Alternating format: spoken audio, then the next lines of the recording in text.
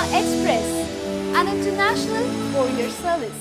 ఈశ్వర పూజకు మారేడు దళాలనే ఎందుకు ఉపయోగిస్తారో తెలుసా? ఏకబిల్వం శివార్పణం అని మారేడు దళాలతో శివును పూజిస్తారు. 3 దళములు కలిసి ఒక్క రెమ్మకే ఉంటాయి కాబట్టి దీనికి బిల్వము అని పేరొచ్చింది. ఈ 3 ఆకులను ఆధ్యాత్మికంగా ఇలా పిలుస్తారు: పూజకుడు, పూజ్యము, పూజ; స్తోత్రము, స్తుత్యము, స్తుతి; జ్ఞాత, జ్ఞేయము, జ్ఞానము. ఈ విధంగా 3ను వేర్వేరుగా భావించుటయే త్రిపుటి జ్ఞానము. ఇదియే అజ్ఞానము.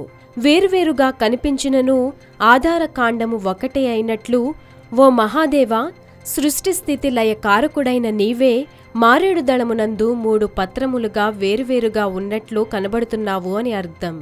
పూజకుడవు నీవే, పూజించబడునది నీవే, పూజాక్రియవు నీవే అనే భావంతో అభేద బుద్ధితో పూజించుటయే సరియైన పద్ధతి మరియు పుణ్యఫలప్రదము. ఈ విధమైన భావముతో పూజించకుండుటయే అజ్ఞానము మరియు పాపహేతువు.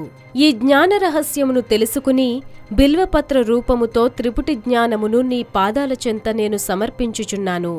శివోహం శివోహం అను మహావాక్య జ్ఞానమును స్థిరపరచునదియే బిల్వార్చన. పవిత్రమగు ఈశ్వర పూజకు ఈ బిల్వపత్రము సర్వశ్రేష్టమైనది, అతి పవిత్రమైనది. శివార్చనకు 3 రేకులతోనున్న పూర్తి బిల్వ దళముననే ఉపయోగించాలి. ఒకసారి కోసిన బిల్వపత్రములు సుమారు 15 రోజుల వరకు పూజార్హత కలిగి ఉండును. వాడిపోయినను దోషము లేదు, కానీ 3 రేకులు మాత్రం తప్పనిసరిగా ఉండవలెను.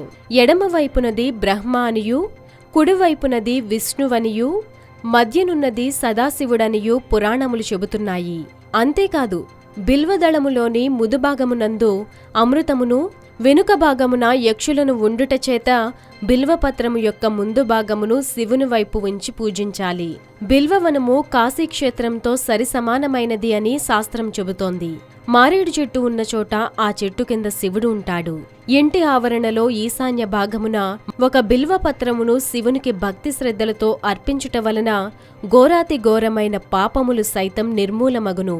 ఇట్టి త్రిగుణములు గల బిల్వదళమును నీకు అర్పించుచున్నాను, నన్ను అనుగ్రహింపుము అని అర్థం.